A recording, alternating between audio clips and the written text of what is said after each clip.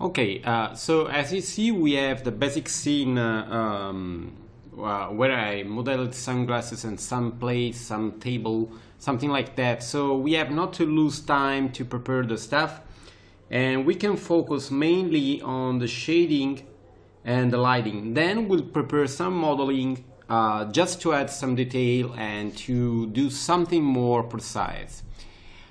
So the first thing I like to do is to change the rendering engine to V-Ray, because we'll use V-Ray for the rendering.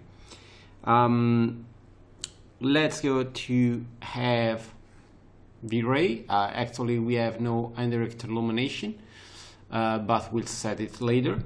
So I like to use some kind of lighting, and the first thing I do will be to use a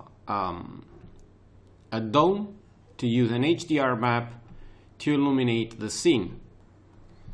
I like also to give material to everything and override, just to be sure that we see in the right way, and that's the material. So we can go for a V-Ray material, and we go to have also a little bit of reflection to have the possibility to see how the materials are interacting with the lighting. So if we go to render this one, let's go maybe for something more little, and we go to render. You see that actually we have still nothing. Let's try, maybe it's a problem. Okay, now this rendering, you see that we have some kind of reflection, and we'll work with exposure. So we can go really high with a multiplier, and then we can go to the exposure control, and we can use the V-Ray exposure, and we set to 100. And now we have just to set the coloring, but we go for a neutral, so we have no coloring from the exposure. So you see that now we have a really high lighting from there. We have just to take care about the illumination, and this one will be a light used for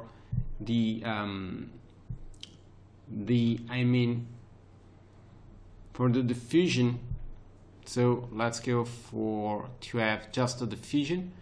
With this one will illuminate the scene, and this one will be obviously invisible, and we'll have shadows. Let's go to have more subdivision, and we have to use a texture. So let's go in the material editor, and a new empty slot, we can use a V-Ray HDR map, and we go to choose the map, and we'll use the environmental version, because we use this one just to illuminate, and we have to set as spherical because it is a spherical map.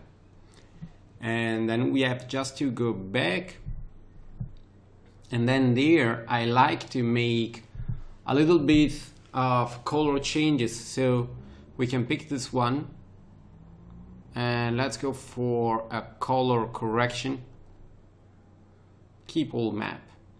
So now we can copy this one as instance inside the light, and we say to use the spherical dome. Let's re-render. You see it's really fast, and we have a lot of bluish color, and I don't like to match this kind of colors. I used a brown map, so let's retry. Okay, that's the right one. You see that we have a lot of reddish and brown color, and I don't like to match, but it's normal because it came from the map. So we can change a little bit, and let's use -64 for the saturation, so you see we have less red, and maybe we can try to move a little bit the shifting for the hue to have a different coloring. If we go back to render this image, you will see that we'll have no more so much reddish, but just a little bit, and that's better than before. So we have the right lighting. We have no reflection from the light actually, so we can make a copy from this one just to have a second HDR map. And this time we can use the other map. So we use the same settings, but we use another map. And I like also to just rotate a little bit this one, because I know the map and I like to rotate it to have the lighting coming from the other side. If we go to see again the lighting,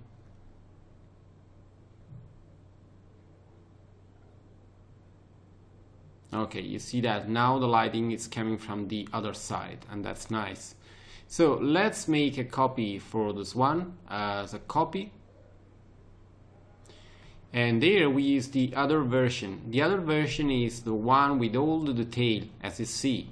So now we can pick this light, make a copy, and the second one will be used as specularity. So we can just mainly go there and say to use specularity and reflection, and then we remove the diffusion. We can render, and now we should have the reflectivity, the specularity, and the illumination coming from this map.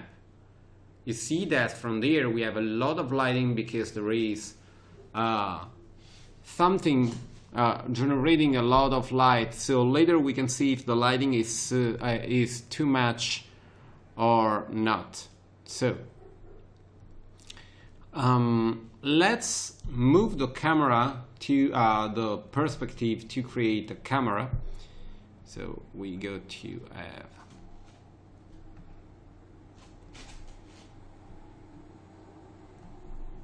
something like that, and we say view, create camera from view, select camera, and the camera will be moved to have the right position. So let's move it manually.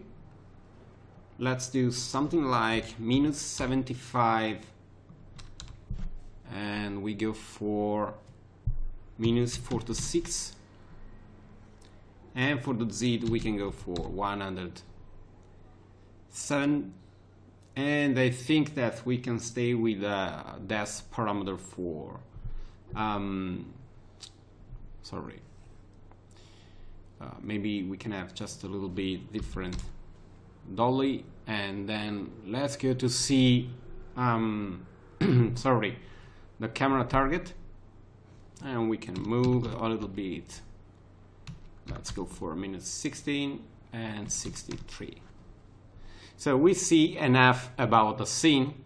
If we go to render this time, we should have something that is giving us the possibility to understand how the image will look. So you see that we have nice shadows there coming from the HDR map, and we have a nice illumination with reflection, and that's really nice. So save. I like to change again the illumination, adding more light. So let's zoom a little bit, and we start to work with lighting with source light. So let's go for a new light. This one will be a plane, and this light needs to be rotated by 180 degree. Okay, nice. And this one will be moved. Let's try with 350 for the multiplier, and we go for maybe 80. So the lighting will be a little bit more little, 76, and we have the shadows. We have that the light is visible, so we can have the visibility of the light, and we use just the specularity and the reflectivity.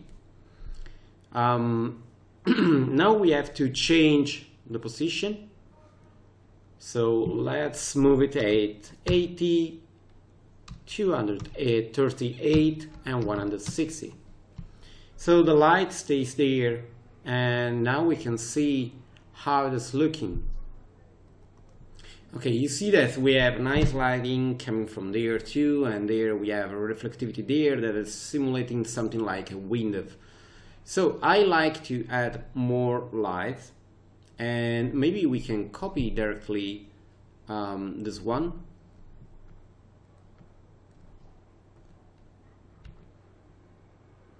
Okay, and this one can stay a little bit in a different position, so let's go for maybe minus 122, and we go for minus 214 and 79. Then we have to rotate it, so let's go for a rotation, and we rotate by 90 degree. Sorry, by 90 degree, and we go for minus 35. Sorry, let's go for 90. Okay. Now we have to change a little bit the proportion of the light, so let's go for 105 and 55. The energy of the light is too much. Let's go lower.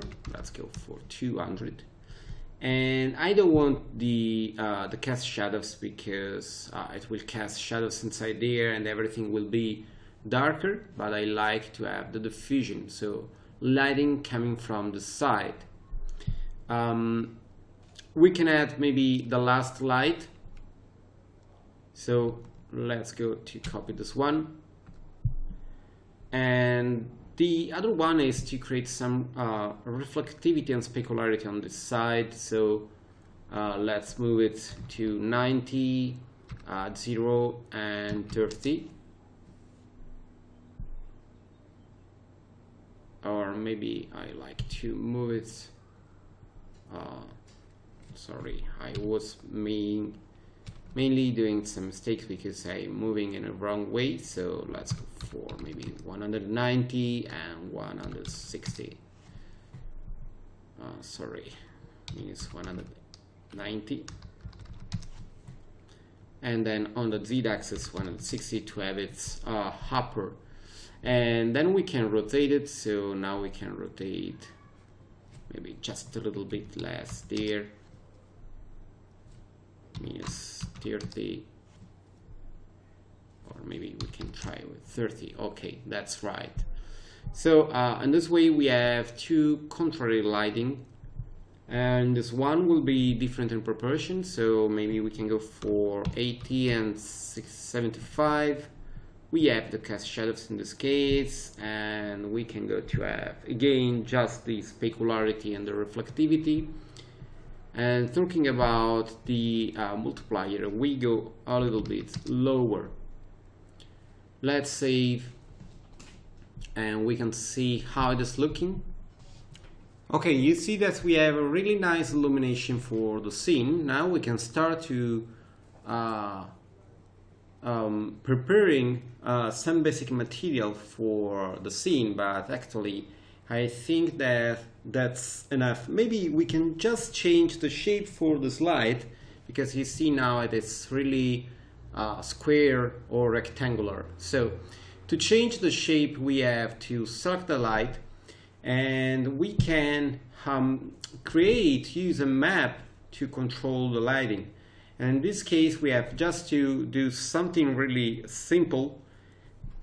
So let's open the material editor, and we go to create a map, and this time we can go to create a map there, and it will be a gradient ramp.